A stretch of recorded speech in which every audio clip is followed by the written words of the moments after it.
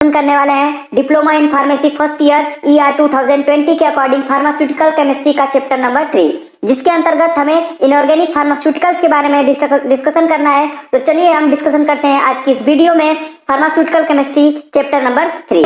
Syllabus discussion के बारे में, सिलेबस डिस्कशन में हमें पढ़ना क्या है, तो हमें पढ़ना है इनऑर्गेनिक फार्मास्यूटिकल्स के बारे में। यानी इनऑर्गेनिक फार्मास्यूटिकल्स का मतलब ये हुआ कि फार्मास्यूटिकल कंपनी में जो भी इनऑर्गेनिक सब्सटेंसेस यूज किए जाते हैं ड्रग बनाने के लिए, उसी के बारे में हमें बेसिकली डिस्कशन करना है। अब इनऑर्गेनिक केमिकल्स क्या होते हैं, चलिए उसको समझते हैं। Inorganic chemicals does not contains the carbon hydrogen bond and it is generally found in the non living things. Inorganic chemicals ऐसे केमिकल्स होते हैं जिसमें कार्बन और हाइड्रोजन के बीच में बॉन्ड नहीं होता है और वो जनरली नॉन लिविंग थिंग्स में पाए जाते हैं। जबकि ऑर्गेनिक केमिकल्स ऐसे केमिकल्स होते हैं जिसमें कार्बन और हाइड्रोजन की बॉन्डिंग प्रेजेंट होती है। ठीक है, तो ये हो गया इनऑर्गेनिक और ऑर्गेनिक केमिकल्स के बीच में डिफरेंसेस। तो यानी कि इनऑर्गेनिक फार्मास्यूटिकल्स के अंतर्गत हमें इनऑर्गेनिक कंपाउंड्स की ही स्टडी करनी है।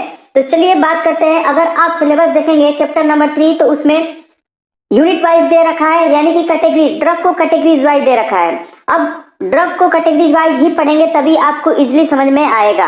अगर एक ही साथ सभी कैटेगरी को पढ़ना स्टार्ट करेंगे तो नहीं समझ में आएगा। इसलिए हमने आपको इजीली पढ़ने के लिए, आपको इजीली समझ में आने के लिए हमने इसको यूनिट वाइज कर लिया है। तो सबसे पहले हम बात करते हैं unit number first. Unit number first में है हिमेटेनिक्स, यूनिट नंबर 2 में है एंटासिड्स, यूनिट नंबर 3 है anti microbial agents, unit number 4 dental products और यूनिट नंबर 5 मेडिसिनल गैसेस। ये जो भी यूनिट बनाई गई है वो सिलेबस के अकॉर्डिंग बनाई गई है। आप अगर सिलेबस को देखेंगे तो आपको समझ में इजीली आ जाएगा। तो चलिए आज के इस लेक्चर में हम यूनिट नंबर 1 कवर करेंगे, यानी यूनिट नंबर 1 हिमेटेनिक्स। हिमेटेनिक्स के बारे में पढ़ेंगे। हिमेटेनिक्स क्या होते हैं इसके बारे में हम समझते हैं। हिमेटेनिक्स आर दो substances which provide the suitable condition for blood component formation and support the blood formation erythropoiesis। हिमेटेनिक्स एक ऐसे सब्सटेंस होते हैं जो कि ब्लड कंपोनेंट को बनाने में हेल्प करते हैं। ब्लड कंपोनेंट का मतलब क्या हुआ, आरबीसी, डब्ल्यूबीसी, प्लेटलेट्स और उसके साथ प्रोटीन्स भी होते हैं, उसको बनाने में क्या करते हैं, हेल्प करते हैं। उसे क्या बोलते हैं, हिमेटेनिक्स बोलते हैं। उसके अलावा ब्लड फॉर्मेशन, यानी ब्लड फॉर्मेशन में क्या होता है, देखिए ब्लड में क्या होता है, एक होता है ब्लड का कंपोनेंट होता है, ठीक है, और उसके बाद से क्या होता है, प्रोटीन और एंटीबॉडीज होती हैं। ठीक है, जैसे क्या होता है ब्लड कंपोनेंट का मतलब डब्ल्यूबीसी, आरबीसी और प्लेटलेट्स। तो इसी ब्लड फॉर्मेशन यानी इरिथ्रोपोइसिस। इरिथ्रोपोइसिस मेनली इरिथ्रोसाइट जब बनता है उसी को क्या बोलते हैं, इरिथ्रोपोइसिस बोलते हैं। यानी उसमें आयरन कंटेनिंग कंपाउंड्स होते हैं। आयरन कंटेनिंग कंपाउंड्स की प्रेजेंस में हमारी बॉडी इरिथ्रोपोइसिस करती है। इरिथ्रोपोइसिस में बेसिकली कौन बनता है, आरबीसी बनाई जाती है, उसे हम क्या बोलते हैं, इरिथ्रोपोइसिस। यानी कि हिमेटेनिक्स ऐसे सब्सटेंसेस होते हैं जो कि ब्लड कंपोनेंट को बनाते हैं और ब्लड को बनाने में हेल्प करते हैं, उसे क्या बोलते हैं, हम हिमेटेनिक्स बोलते हैं। तो चलिए बात करते हैं आगे। It generally contains the iron ferrous containing compounds which are essential substances required for the blood metabolism and provide the prevention against the deficiency syndrome of iron or ferrous।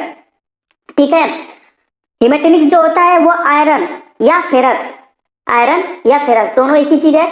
उसके इस टाइप के कंटेनिंग कंपाउंड्स होते हैं जो कि हमारी body के लिए बहुत ही एसेंशियल रोल प्ले करते हैं। एसेंशियल रोल कैसे प्ले करते हैं, क्योंकि हमारी बॉडी को आयरन की बहुत ज्यादा जरूरत होती है, क्योंकि आयरन के प्रेजेंस में हेमोग्लोबिन बनता है और आप लोगों को पता होगा कि हेमोग्लोबिन के द्वारा ही ऑक्सीजन हमारी बॉडी में ट्रांसफर होता है और ऑक्सीजन ट्रांसफर होता है तो हमारी बॉडी की मेटाबॉलिज्म होती है और मेटाबॉलिज्म होता है तो हम लोगों को एनर्जी मिलता है। तो फाइनली एनर्जी प्राप्त करने के लिए हमें किसकी जरूरत पड़ेगी, आयरन की जरूरत पड़ेगी।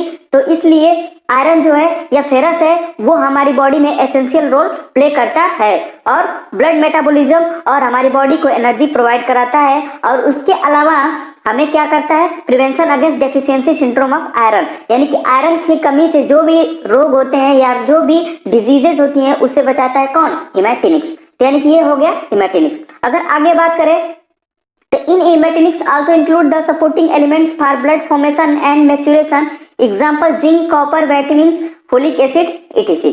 यानी कि हिमेटेनिक्स में बस यही कहना जरूरी नहीं है कि आयरन सब्सटेंस होते हैं, नहीं, इसके अलावा कुछ सपोर्टिंग एलिमेंट्स भी होते हैं जो कि हिमेटेनिक्स की तरह रोल प्ले करते हैं। जैसे एग्जांपल है zinc, copper, vitamins, folic acid it. ठीक है, इसके अलावा बहुत सारे सब्सटेंसेस भी आते हैं। तो ये हो गया हेमेटेनिक्स। नेक्स्ट पॉइंट अगर बात करें bone marrow, bone marrow is the area या zone of the blood component formation RBC, WBC and platelets by the combination effects of blood substances provide the immunity against any diseases. Bone marrow, आप लोगों को पता होगा long bones जो होती हैं हमारी, उसके अंतर्गत क्या पाया जाता है? बोन मैरो पाया जाता है। अगर आप बोन्स का चैप्टर अगर पढ़ेंगे, आगे हम लोग बोन्स का चैप्टर कवर करेंगे जिसमें लॉन्ग बोन और शॉर्ट बोन दो टाइप की बोन होती है। तो जो लॉन्ग बोन होती है उसमें होता है बोन मैरो, उसी बोन मैरो में हमारी आरबीसी, डब्ल्यूबीसी और प्लेटलेट्स का क्या होता है? निर्माण होता है, यानी कि वहीं उसका क्या होता है? डेवलपमेंट होता है। अब वहां पे डेवलपमेंट होता है तो ब्लड सबस्टेंसेस और उसके अलावा जो भी हमारे एंटीबॉडीज होती हैं वो दोनों मिलकर क्या करती हैं? हमारी बॉडी को प्रिवेंट करती हैं, किससे? डिजीज से। ये हो गया बोन मैरो।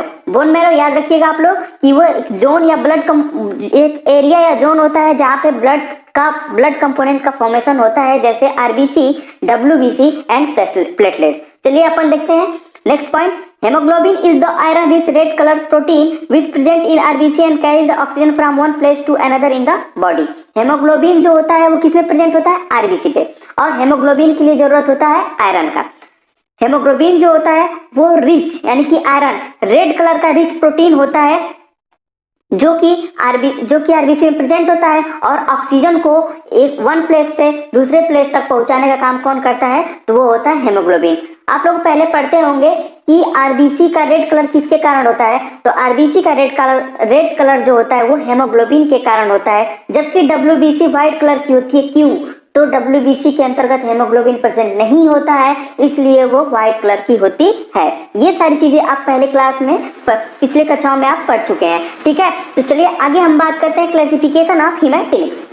अपन आप पढ़ेंगे हेमेटोनिक्स का classification. On the basis of dosages and activity it is mainly divided into 3 categories. इसे हम 3 कैटेगरीज में डिवाइड करेंगे। सबसे पहली कैटेगरी है आयरन कंटेनिंग सब्सटेंसेस, दूसरी है मैच्योरेशन एक्टिविटी और थर्ड है हेमेटोनिक्स एडजुवेंट। तो क्लासिफिकेशन में आयरन कंटेनिंग सब्सटेंस, तो आयरन जो होता है कभी कभी ओरल द्वारा लिया जाता है या पेरेंटल यानी कि इंजेक्शन द्वारा भी आयरन का हम डायरेक्ट हमारे बॉडी में इंजेक्ट कराया जा सकता है। तो ओरल आयरन के एग्जांपल होता है फेरस फ्यूमरेट और फेरस सल्फेट। और नेक्स्ट अगर पेरेंटल की बात करें, आयरन डेक्स्ट्रॉन, फेरस सुक्रोज, ये सारी चीजें जो है यानी कि पेरेंटल होती हैं। नेक्स्ट अगर बात करें मैच्योरेशन एक्टिविटी, मैच्योरेशन एक्टिविटी का मतलब होता है जो कि वो इस टाइप की जो सब्सटेंसेस हैं जो कि हमारे जो आरबीसी होती है या डब्ल्यूबीसी होती है उसके मैच्योरेशन में हेल्प करते हैं। मैच्योरेशन का मतलब क्या? उसको मैच्योर करने में। जैसे इसका एग्जांपल है विटामिन B12 और फोलिक एसिड्स।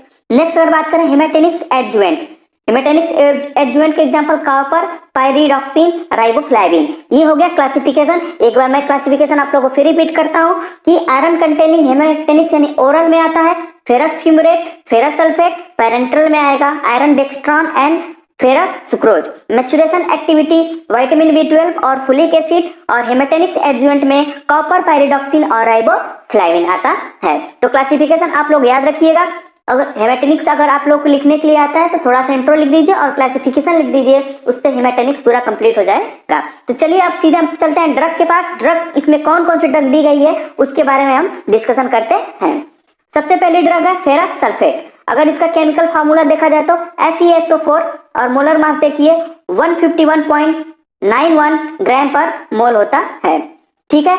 ये कम से कम एटलीस्ट केमिकल फार्मूला तो आप लोग याद रखिएगा, क्योंकि उसके बाद आप मोलर मास निकाल सकते हैं। जैसे इनका जो मोलिकुलर मास होता है उसको क्या करते हैं, मोलिकुलर नंबर होता है, उसको डबल कर देंगे तो वो मोलर मास के लगभग बराबर हो जाता है। तो वहां से आप मोलर मास तो इजीली निकाल सकते हैं, लेकिन एटलीस्ट आप केमिकल फार्मूला याद रखने की कोशिश कीजिएगा। तो चलिए इंट्रोडक्शन देखते हैं, यानी कि इंट्रोडक्शन में क्या क्या है। Ferrous sulphate is an iron salt preparation which is used to management the iron deficiency symptoms. यानी कि फेरस सल्फेट जो होता है वो आयरन साल्ट की प्रिपरेशन होती है जो कि हमारी आयरन डेफिशिएंसी सिंड्रोम को क्या करती है, ओवरकम करती है, यानी कि बचाती है, ठीक है। It is popularly known as green petrol melanterite copperas, यानी कि इसको हम ग्रीन पेट्रोल, मेलेनेट्राइट और कॉपीरेज बोलते हैं। Its hydrated form is used medically to treat iron deficiency and also for industrial application. यानी कि जो हमारा फेरस सल्फेट होता है उसमें हाइड्रेटेड फॉर्म, यानी कि अगर H2O उसको ऐड कर दिया जाए तो जो हाइड्रेटेड फॉर्म बनेगा वो हमारे मेडिसिनल प्रिपरेशन में बहुत ज़्यादा यूज किया जाता है और आयरन डेफिशिएंसी को कम करने के लिए उसी का यूज किया जाता है। तो नेक्स्ट अगर बात करें प्रॉपर्टीज की, तो इसकी प्रॉपर्टीज अगर देखें तो colour and state, it is the white crystal powder but their heptahydrated form is so blue green colour. अगर इसके कलर की बात करें तो ये क्रिस्टल, पहले तो ये स्टेट इसका क्या होता है, स्टेट का मतलब क्या, किस अवस्था में पाया जाता है, तो ये में से किस में होता है, क्रिस्टल पाउडर्स के रूप में होता है। और इसका कलर की अगर बात करें तो जनरली व्हाइट होता है, लेकिन अगर इसका हेप्टाहाइड्रेट यानी कि 7H2 अगर उसके साथ ऐड हो जाता है तो ब्लू ग्रीन कलर शो करता है।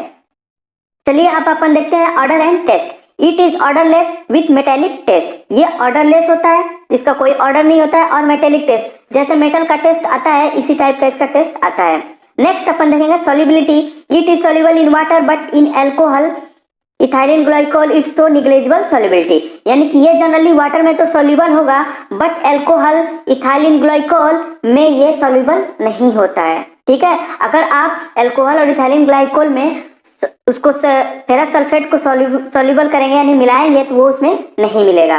Chemically it is reducing agent, so in pharmaceutical it reduces the other substances in useful form.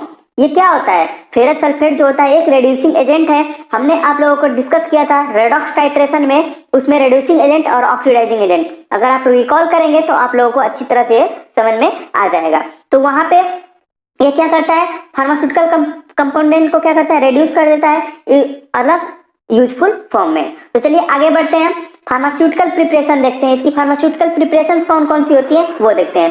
Pharmaceutically it is prepared in the form of tablet, capsule, syrup, pills, oral drop etc, यानी कि pharmaceutical preparation में tablet हो सकता है, capsule हो सकता है, syrup हो सकता है, पिल्स हो सकता है, ओरल ड्रॉप हो सकता है, ये सारी चीजें इसकी प्रिपरेशन आती है। अगर इसके अलावा आप लोगों को कुछ और पता चलता है तो इसमें आप उसको ऐड कर सकते हैं। ब्रांड और मार्केट नेम क्या हो सकता है, तो ब्रांड नेम फोलिफेस प्लस के नाम से आता है, फियोसोल, फिरोएल्थ, ई फोलिफर किट etc, यानी इसके और भी बहुत सारे ब्रांड नेम हैं, जो आपको सुटेबल लगे आप उसको लिख सकते हैं। एटलीस्ट याद रखिएगा कि कम से कम 2 ब्रांड नेम आप याद रखिएगा, क्योंकि कई बार क्वेश्चन पूछ लिया है एटलीस्ट 2 ब्रांड नेम लिखने के लिए, तो इसलिए आप कम से कम 2 ब्रांड नेम उसका याद रखिएगा।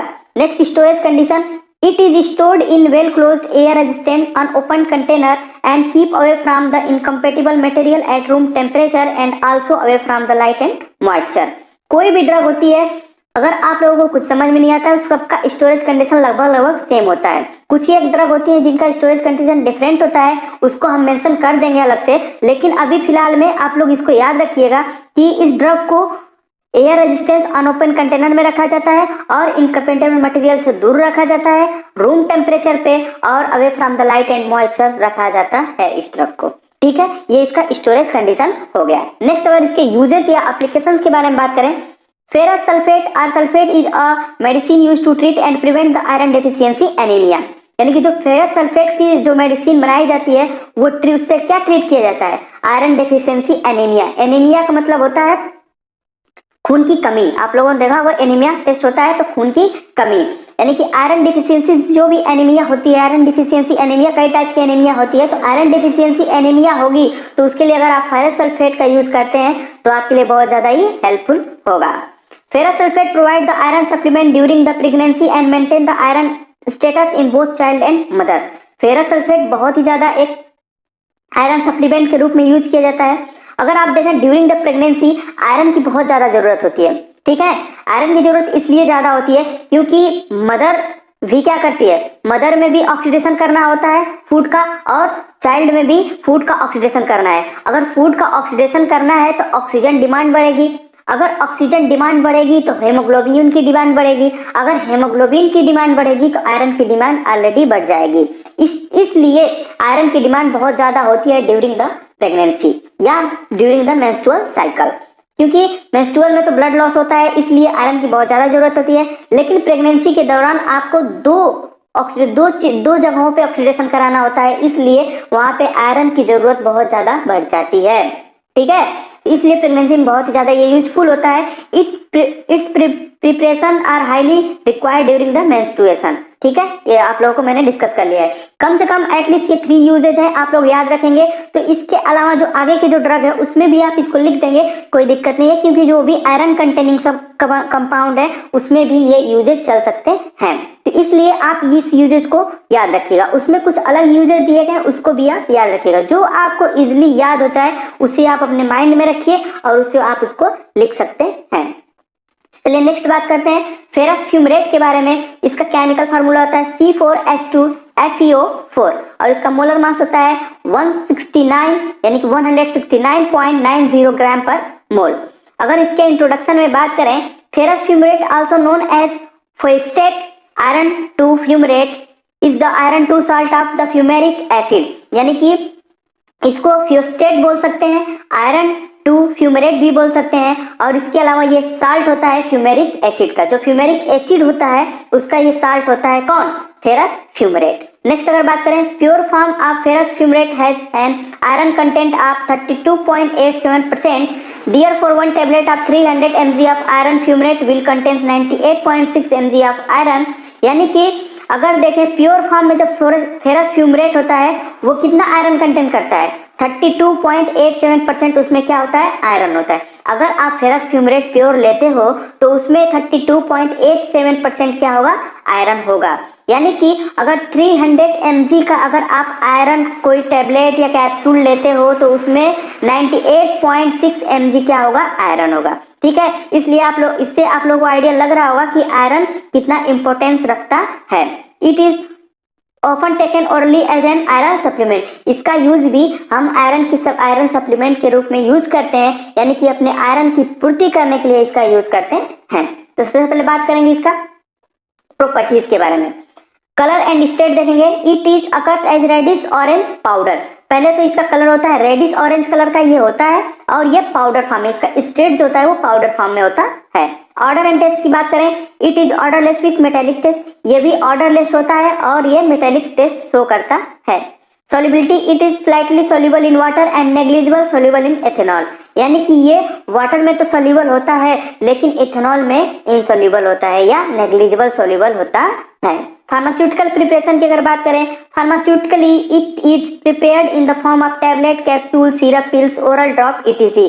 यानी कि pharmaceutical preparation tablet, capsule, syrup, pills, oral drop भी बनाए जाते हैं। इसके अलावा अगर आपको कुछ भी मिलेगा आप उसको ऐड कर लेंगे। अगर इंजेक्शन प्रिपरेशन को आपको याद है तो आप इंजेक्शन भी इसमें ऐड कर सकते हैं। नेक्स्ट बात करें ब्रांड या मार्केट नेम, तो ब्रांड नेम या मार्केट नेम फेरोप्लस, नेविग्लोबिन, लिबोजेन जेड और ट्रीन, ये सारे जो है इसके प्रिपरेशन होते हैं जो कि मार्केट में इस नाम से चलते हैं। इसके अलावा अगर आपको कोई इजी ब्रांड नेम या मार्केट नेम पता है तो आप यहाँ पे इसको लिख सकते हैं। अभी आप लोगों को मैंने बताया एटलीस्ट आप लोग 2 ब्रांड नेम याद रखिएगा। स्टोरेज कंडीशन की बात करें, it is stored in well closed air resistant unopened container and keep away from incompatible material at room temperature and also away from the light and moisture.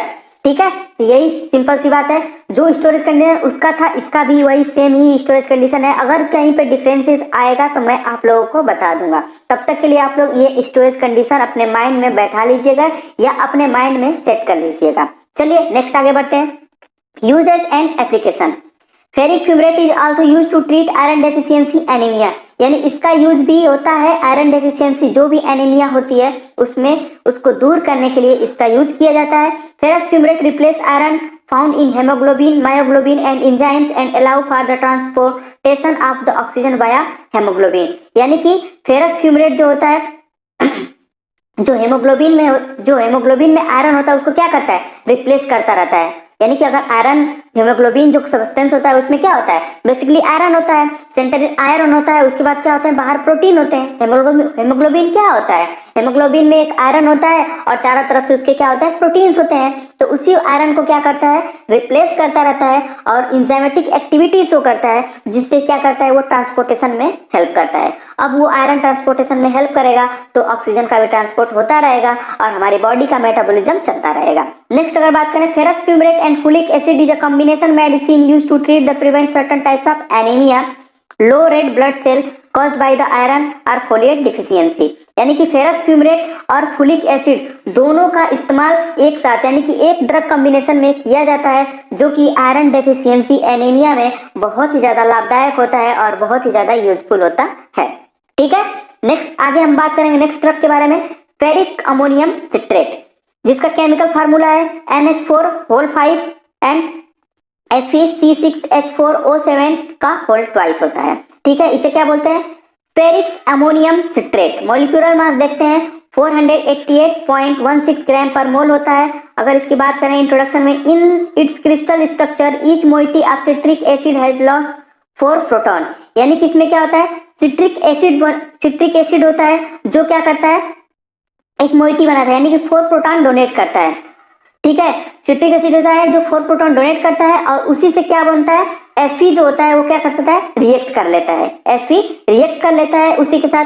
तो next आगे बढ़ते हैं, the deprotonated hydroxyl group and 2 of the carboxylate group ligate to the ferric centre. यानी कि उसमें से 2 group जो होते हैं वो फेरिक सेंटर से जुड़ जाते हैं। ठीक है, और एक कार्बोक्सिलेट, जैसे क्या हुआ, सिट्रिक एसिड है उसमें से क्या बनेगा, कार्बोक्सिलेट आयन बनेगा। अब वो कार्बोक्सिलेट जो आयन होता है वो किससे कोऑर्डिनेट कर जाता है, फेरिक से। While the third carbonate group are the coordinated with the ammonia, और जो थर्ड उसमें बन जाए, यानी कि 4 वैलेंसी हुई सिट्रिक एसिड में, तो क्या करे, सॉरी 3 वैलेंसी होगी, जिसमें 2 जो होगा वो आयरन के साथ बैलेंस कर लेगा और एक जो होगा वो किसके साथ, अमोनिया के साथ कर लेगा। It is also known as फेरिसेल्ट।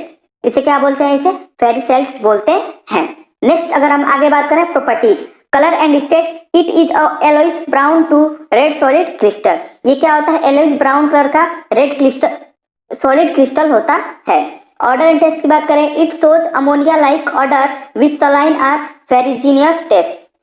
यानी कि अमोनिया लाइक ऑर्डर होता है, इसका क्या होता है, जैसा अमोनिया का ऑर्डर होता है वैसे ये ऑर्डर शो करता है विथ सलाइन। इन सलाइन का मतलब NaCl की तरह फेरिजीनियस टेस्ट शो करता है। सॉल्युबिलिटी की अगर बात करें, it is greatly soluble in water and insoluble in alcohol.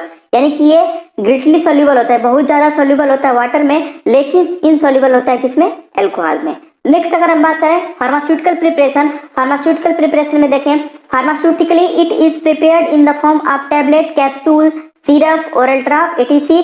ठीक है, ब्रांड और मार्केट नेम में बात करें, फेरीगोल्ड, क्यूटीफर, फेरस एम, एट्रोबिट प्लस, etc। ठीक है, ब्रांड नेम आप अपने हिसाब से बढ़ा सकते हैं और जो आपको सुटेबल लगे वो आप याद कर सकते हैं। स्टोरेज कंडीशन की अगर बात करें, it is stored in well closed air resistance unopen container and keep away from incompatible material at room temperature and also away from the light and moisture. Next अगर बात करें यूजेज एंड एप्लीकेशंस क्या हैं इसके, ferric citrate is also used to treat iron deficiency. ठीक है, deficiency anaemia. Ferric citrate जो होता है, यानी कि फेरिक सिट्रेट जो होता है वो आयरन डेफिशिएंसी जो एनीमिया होती है उसको ओवरकम करने के लिए यूज किया जाता है। Ferric ammonium citrate exert haematinic action by replacing iron. यानी जो फेरिक अमोनियम सिट्रेट होता है वो हेमेटोनिक्स की तरह काम करता है, आयरन को रिप्लेस कर देता है। यानी प्योर आयरन को रिप्लेस करके फेरिक अमोनियम सिट्रेट क्या करता है, आयरन की जो डेफिशिएंसी हुई होती है उसको क्या करता है, पूरा करता है। Which is essential constituent of the haemoglobin formation, और हेमोग्लोबिन फॉर्मेशन के लिए फेरिक अमोनियम सिट्रेट बहुत ही ज्यादा हेल्पफुल होता है। Ferric citrate is used to control the phosphorus level in adults with chronic kidney disease. और फेरिक सिट्रेट जो होता है वो फास्फोरस लेवल यानी एडल्ट में जो क्रोनिक किडनी डिजीज हो जाती है उसको दूर करने के लिए बहुत ज्यादा हेल्पफुल होता है। तो चलिए हम बात करते हैं फेरस एस्कॉर्बिडेट। नेक्स्ट ड्रग है हमारी ferrous एस्कॉर्बिडेट।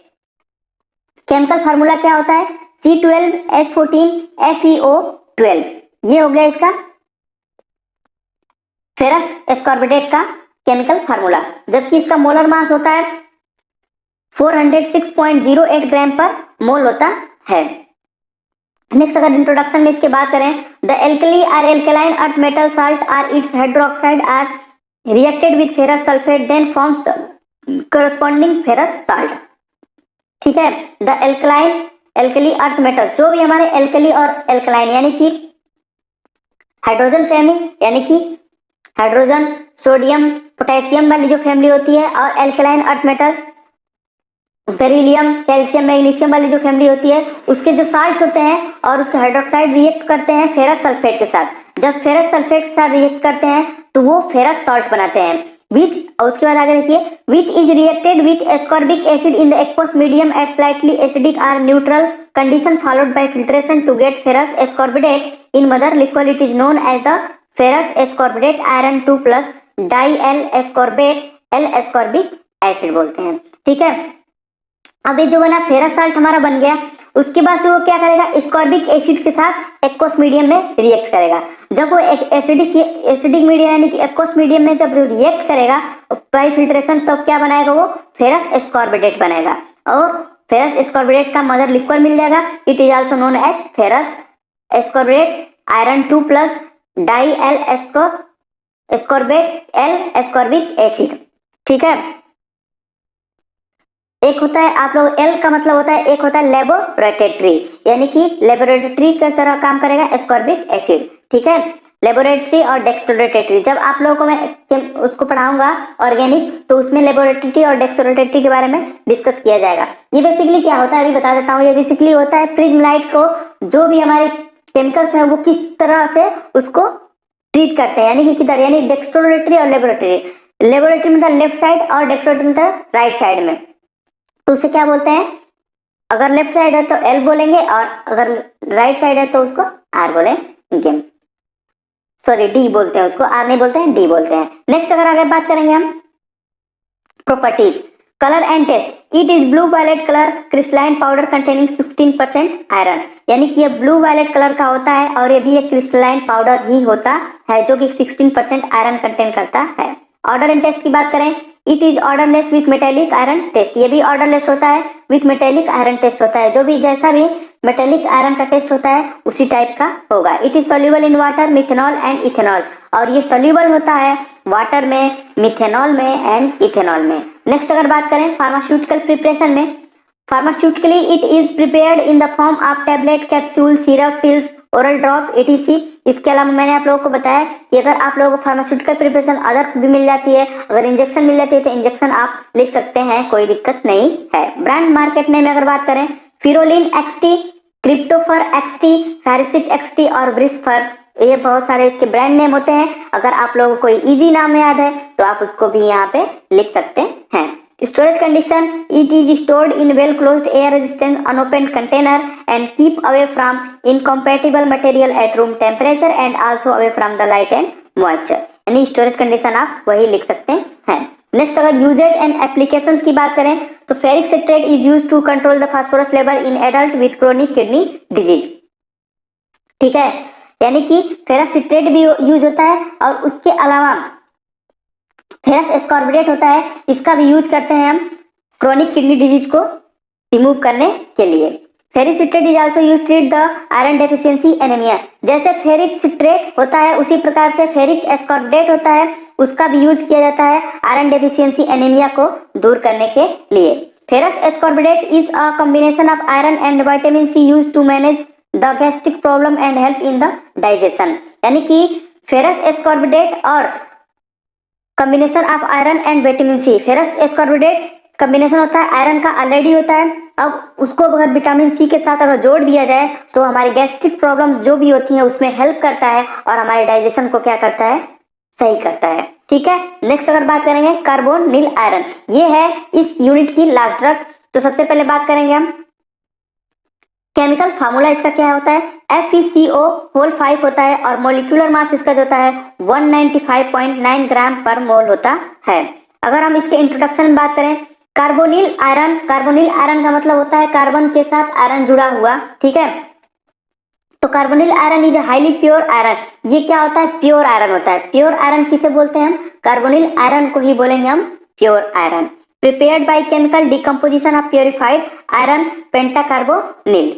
In pharmaceutics, carbonyl iron powder is used to treat iron deficiency and as an iron dietary supplement। अगर फार्मास्यूटिक्स में देखा जाए तो कार्बोनिल आयरन का जो पाउडर होता है उसको आयरन डेफिशिएंसी दूर करने के लिए और डाइटरी सप्लीमेंट के रूप में यूज किया जाता है। नेक्स्ट अगर आगे बढ़े प्रॉपर्टीज के बारे में, तो कलर एंड टेस्ट के कलर एंड स्टेट की बात करें, इट इज पेल येलो और स्ट्रॉ कलर लिक्विड, यानी क्या होता है, पेल येलोइश कलर का या स्ट्रॉ कलर का क्या होता है, लिक्विड होता है। स्टेट याद रखिएगा कि ये अब इसकी स्टेट क्या है, पाउडर ना होके लिक्विड हो गई, यानी कि ये लिक्विड में प्रेजेंट होता है। Odour and taste, it shows the pungent odour with metallic taste, यानी कि ये पंजेंट ऑर्डर शो करता है और इसका मेटेलिक टेस्ट होता है। ठीक है, पंजेंट ऑर्डर मतलब तीक्ष्ण, बहुत ज्यादा लगने वाला जो पंजेंसी ऑर्डर होता है उसी को बोलते हैं। लिक्विड का मतलब ये हुआ, बहुत लोग बोलेंगे कि सर अभी आपने यहाँ पे पाउडर बोला था, कार्बोनिल आयरन पाउडर बोला था, लेकिन जनरली इसका जो प्रिपरेशन बनती है वो कैसी बनती है, लिक्विड बोलती है, इसलिए हम लिक्विड को यहाँ पे रखेंगे।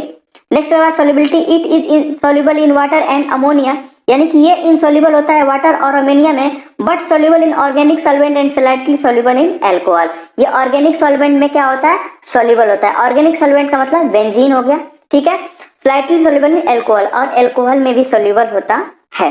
नेक्स्ट अगर आगे बात करें फार्मास्यूटिकल प्रिपरेशन की, pharmaceutically it is prepared in the form of tablet, capsule, syrup, oral drop, etc। इसके अलावा इंजेक्शन भी आता है, इसमें छूट गया है, आप इंजेक्शन भी ऐड कर सकते हैं। ब्रांड मार्केट नेम अगर बात करें, एरोंटिक, हेफरजेट, माइकार, कार्बिफॉल, एयरफॉल जेड, ये इसके क्या है, ब्रांड नेम है। ठीक है, इस टाइप के ब्रांड नेम से ये होके आता है। इसके अलावा आपको अगर ब्रांड नाम याद है तो आप उसको लिख सकते हैं। अभी मैंने बताया एटलीस्ट आप लोग 2 ब्रांड नेम याद रखिएगा, इजिली याद रखिएगा। ठीक है, ब्रांड नेम कैसे आप लोगों को हेल्पफुल होगा, अगर मान लीजिए कोई आपको बोलता है कि हमें आयरन की डेफिशिएंसी हो गई है, अब फार्मासिस्ट है आप, आपको सलाह देनी ही पड़ेगी कि अगर मान लीजिए कोई आपसे पूछ लेता है कि सर हम फेरस, यानी कि हमें लग रहा है कि हमारे अंदर खून की कमी हो गई है, अब खून की कमी उनके अंदर हुई है तो उसकी पूर्ति के लिए आप उसको क्या लिखेंगे, मेडिसिन लिखेंगे। और मेडिसिन तभी लिखेंगे जब आपको ब्रांड नेम अच्छे से पता हो, केमिकल फार्मूला उसका पता हो या उसका केमिकल नेम पता हो। तो केमिकल नेम तो आप इजिली लिख देंगे। अब फेरस के कई केमिकल्स हैं, बहुत सारे केमिकल्स हैं, तो उसके थोड़े मिलने मुश्किल हो जाते हैं। ठीक है, इसलिए आप लोग कुछ स्टैंडर्ड जो ब्रांड नेम है उसको आप पता रखिएगा, जिससे आप उसको लिख देंगे तो पेशेंट को इजिली मिल जाएगा और उसकी खून की कमी जो होगी वो दूर हो जाएगी। ठीक है, तो आप लोग ऐसे इसको ब्रांड नेम इसलिए आप लोग उसको याद रखिएगा। नेक्स्ट स्टोरेज कंडीशन की अगर बात करें तो it is stored in well closed air resistant अनओपन container and keep away from incompatible material at room temperature and also away from the light and moisture. ठीक है, स्टोरेज कंडीशन सेम है। अब लिखने का तरीका समझ लीजिए कैसे आप लोग लिखेंगे। एग्जाम में आप लोगों को क्वेश्चन आता है, define the haematinics with the suitable example. अब उसको अगर मान लीजिए कि आप लोगों को दे देता है 5 नंबर में, यानी 5 मार्क्स में आप लोगों को देता है, तो सबसे पहले आप हेमेटेनिक्स के बारे में इंट्रोडक्शन लिखेंगे, उसका क्लासिफिकेशन लिखेंगे। ये तो हो गया हेमेटेनिक्स के बारे में। अब इसमें से कोई एटलीस्ट 2 ड्रग आप याद रखेंगे अच्छे से, 2 ड्रग आप अच्छे से याद रखेंगे। अब उसमें भी क्या याद रखेंगे, स्टोरेज कंडीशन तो आप लोगों को याद रहेगी। प्रॉपर्टीज है, लगभग प्रॉपर्टी सेम है, कुछ की प्रॉपर्टी डिफरेंट हुई है। जब आप उसको कंपेयर करके याद करेंगे तब ये एक चीजें आप लोगों को याद होगी। तो इसलिए जिसकी जिसकी प्रॉपर्टी है उसको आप कंपेयर करके याद करने की कोशिश कीजिएगा। अगर आप कंपेयर करके याद करेंगे तो ये इजिली याद हो जाएगा। और याद रखिएगा, एक यूनिट एक बार में ही याद कीजिएगा। कई यूनिट को एक साथ अगर आप याद करते हैं तो आप कंफर्म यानी 100% आप भूल जाएंगे। किसी का प्रॉपर्टी किसी दूसरे में लिख देंगे, किसी का स्टोरेज कंडीशन किसी दूसरे में लिख देंगे। अभी तो आपकी ये पहली यूनिट चल रही है तो आप इजिली पढ़ लेंगे, लेकिन बहुत सारी यूनिट हो जाएंगी तो आप लोगों को बहुत ज्यादा दिक्कतें आएंगी। इसलिए जब भी पढ़िए एक यूनिट पूरा कंप्लीट कर लीजिए, उसके बाद किसी दूसरे यूनिट पे जाइए। अब उस दूसरी यूनिट को पहली यूनिट से मत कंपेयर कीजिए, अगर आप कंपेयर करने लगे तो ज्यादा दिक्कतें हो जाएंगी। इसलिए एक यूनिट में, अब इसमें एटलीस्ट फर्स्ट यूनिट है, इसमें 5 ड्रग दे रखा है। अगर आप 5 ड्रग दे रखा है तो 5 ड्रग को कंप्लीट कर लीजिए, यानी उसको ही कंपेयर कर लीजिए, आप लोगों को 5 ड्रग कंप्लीटली याद हो जाएगी। ठीक है, इसमें भी आप लोगों को क्या याद करना है, स्टोरेज कंडीशन याद अच्छे से करना है, और उसके अलावा जो है उसका प्रॉपर्टीज अच्छे से याद करना है। उसके अलावा तो इंट्रो में तो आप कुछ भी लिख सकते हैं। इंट्रो में उससे नाम से रिलेटेड जो भी आप लोगों को पॉइंट याद आ रहे हैं, या तो इस नोट से, यानी कि जो कि हमारा नोट्स, इसका जो नोट्स है वो हमारी वेबसाइट notescard.com पे अवेलेबल है, या तो उस नोट्स से पॉइंट को आप लिखिए, या तो कहीं अदर पॉइंट अगर आप लोगों को इजी पॉइंट मिलता है तो उस पॉइंट को लिखिए। ठीक है, इंट्रोडक्शन में तो आपको उतना पॉइंट लिखना ही पड़ेगा। एटलीस्ट केमिकल फार्मूला आप याद रखिएगा, मोलर मास अगर आप लोगों को याद नहीं हो पाता है तो कोई दिक्कत नहीं, यानी कि मोलर यानी कि केमिकल नंबर जो होता है किसी भी केमिकल्स का, उससे आप लोग उसको दुगना कर देंगे तो लगभग लगभग मोलर मास निकल के चला आएगा। ठीक है, तो ये सारी ट्रिक है लिखने की, आप लोग इजिली लिख लेंगे, कोई दिक्कत नहीं है। क्वेश्चन इसी टाइप के बनेंगे, जैसे मैंने आप लोगों को बताया कि हेमेटोनिक्स को डिफाइन कीजिए और उसके कुछ एग्जांपल्स को लिखिए, तो आप लोग इजिली लिख लेंगे। तो चलिए आज के इस लेक्चर में आगे बढ़ते हैं, यूजेज और एप्लीकेशंस की बात करें तो carbonyl iron is supplement uses to treat और prevent low blood level of iron such those caused by the anaemia और प्रेगनेंसी। यानी कि कार्बोनिल आयरन जो होता है ये बहुत ही ज्यादा सप्लीमेंट के रूप में यूज होता है और आयरन डेफिशिएंसी को दूर करने के लिए बहुत ही ज्यादा ये हेल्पफुल होता है। इसका यूज प्रेगनेंसी और एनीमिया के दौरान, एनीमिया मतलब खून की कमी के दौरान बहुत ज्यादा ही यूज किया जाता है। मेंस्ट्रुअल में क्या होता है, मेंस्ट्रुअल में बेसिकली क्या होता है, ब्लड लॉस होता है। अगर ब्लड लॉस होगा यानी कि खून की कमी होगी, उस दौरान आयरन की बहुत ज्यादा जरूरत होती है। ठीक है, iron helps your body produce red blood cell that carry oxygen through your blood to tissue और ऑर्गन। यानी कि जो भी ये कार्बोनिल आयरन होता है वो हेल्प करता है किसको, रेड ब्लड सेल फॉर्मेशन में, यानी फाइनली वो हेमोग्लोबिन के फॉर्मेशन में बहुत ज्यादा हेल्प करता है। अगर हेमोग्लोबिन का फॉर्मेशन ज्यादा होगा तो ऑक्सीजन की सप्लाई बढ़ जाएगी, अगर ऑक्सीजन की सप्लाई आपके बॉडी में बढ़ जाएगी तो आपका मेटाबॉलिज्म अच्छे से होगा, मेटाबॉलिज्म अच्छे से होगा तो आपकी बॉडी को एनर्जी मिलेगी, एनर्जी मिलेगी तो आपकी जीवन अवस्था है या जीवन आयु है